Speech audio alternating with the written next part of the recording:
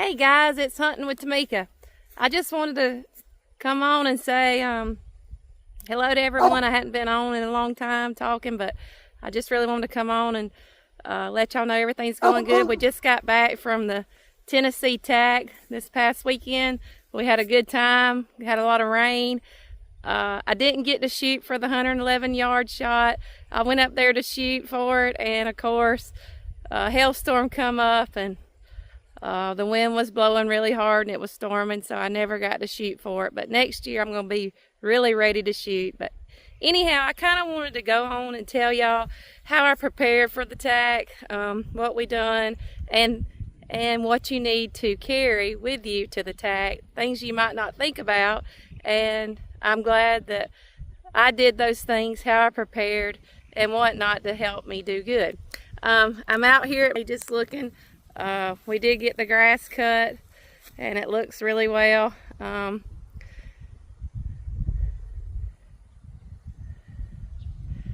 I'm just checking, making sure all my targets still look good. Nothing's going on with them. They look fine. But anyhow, I got my targets from Big Shot Archery out of Pennsylvania. They shipped them right here to my house. I think I have 1, 2, 3, 4, 5, 6, 7, 8 3Ds and some bag targets. But one thing about my range is you can see my range is open, and I get plenty of light out here on my range. So if you're practicing at home for the TAC, what I would say to you is make sure that you are practicing at distances greater than 50 yards. Because nothing at the TAC event is really less than 50 yards. I would practice anywhere from 50 to 100 yards. 20 to 30 yards is off the range. I wouldn't even worry with those. I would just make sure that my bow and my bow sight is set up to shoot 50 to 120 yards. I know some of us women can't shoot that far, but I was able to get my bow up to 111 yards because I really wanted to shoot for the truck this year, but I didn't get to, but I was ready. I practiced for 3 days for that. I did talk to the guys at Dial Archery about some of the problems I was having trying to shoot that far using my second pin, and they have corrected that. But one thing about shooting on my range, my targets are out in the open, so they're easy to hit. They're easy to see. You don't have many shadows. So what I ended up doing, me and my husband, is we went to a local range that was in the woods, and we shot their targets there in the woods with shadows. And we had shadows, you had leaves, and we shot in the afternoon and in the evening time so we could get those shadows on the target, so you would be used to shooting those. Well, at the TAC event, if you've ever been or hadn't been, you know that those TAC guys, everything is not easy there. The targets are not out in the wide open. They are in the woods. They may be between 2 trees. You may not be able to see the target. You may only be able to see a quarter of the animal and not all of the animal. So be prepared to shoot at maybe half an animal or quarter of an animal. And also find you somewhere to prepare for an uphill and downhill shot. This is my 5th year at TAC at Tennessee. I did 1 year at Georgia, but I enjoy Tennessee a lot better. But anyway, the first couple years I wasn't prepared to do an uphill shot, so I had to learn how to draw my bow and the proper way to shoot uphill and a downhill shot, because you will be shooting at some steep angles both up and downhill. I say one thing, you need to probably be in shape. Make sure you start walking and exercising. I wasn't in that great of a shape. I work from home. I'm a nurse. By the way, happy Nurses Week. I work from home, so I don't get much walking in, but I tried to start walking a couple weeks before the TAC event, and I'm glad I did. But that's what I would say do. Make sure you shoot uphill and downhill and at steep angles. But that would be how I would prepare. Make sure you can see your pen. As you get older, I was having to use these to read my dial. That makes it a little tough, but the main thing is just make sure that you can see your pen, because the targets are not going to be in the wide open, and it's going to be hard to see at times. So that's what I was kind of making sure that I knew that I would see my targets. My little girl struggled on the second day. Her pen on her Ultra View, her light system went down in her Ultra View. And so she struggled a little bit, and she has wonderful eyes. So I would just say make sure you have batteries. That was my bad. I should have checked her batteries, put new batteries in before I went, and make sure you have a rangefinder and you change your battery before you get there, because you're definitely going to have to range these animals if you can find them. But usually they have them marked, but sometimes we've walked up there and you've not been able to find them. But some of the key things that I would make sure that I have when you go to the Total Archery Challenge is, of course, make sure you have your bow. Make sure it's sighted in anywhere from 50 to 100 yards. And I think I took like 16 arrows. I think I come back home with 12.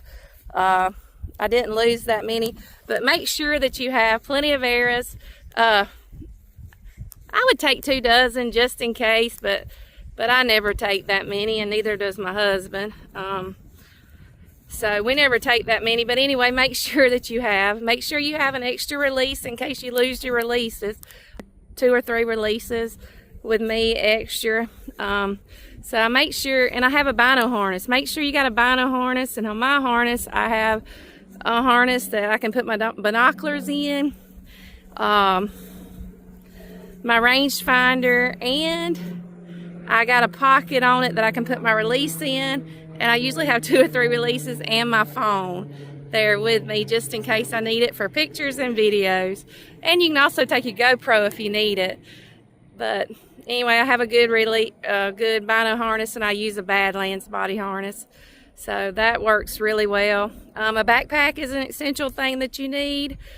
Make sure that you have a good backpack, to tote your arrows, or some people, to wear pants. I know I see a lot of people on the course with shorts on, but make sure that you are wearing some pants and good boots. The first year when I went, I wore Danner boots, and my feet hurt. They were Danner Uplands.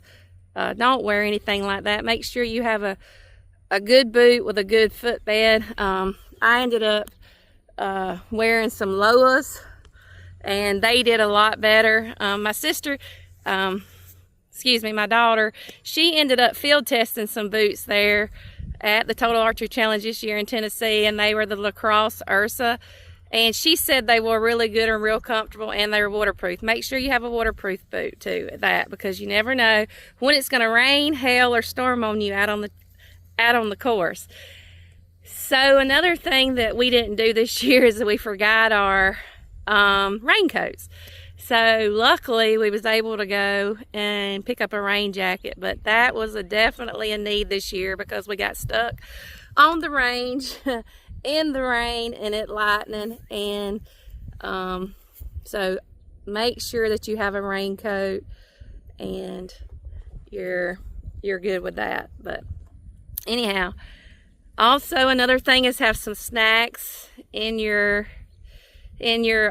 pack in case you get a little bit hungry. But we take a break about midway around where the water coolers are. They have the water coolers about midway in, but that just depends whether you're shooting the Sika course or the prime course or so your walk may be a little longer. I think it took us like 3 to 4 hours to shoot. Sometimes it takes a lot longer to shoot the Sika and the prime. I hope y'all having a great day. The TAC this year was fun. Total Archery Challenge always does a great job at TAC.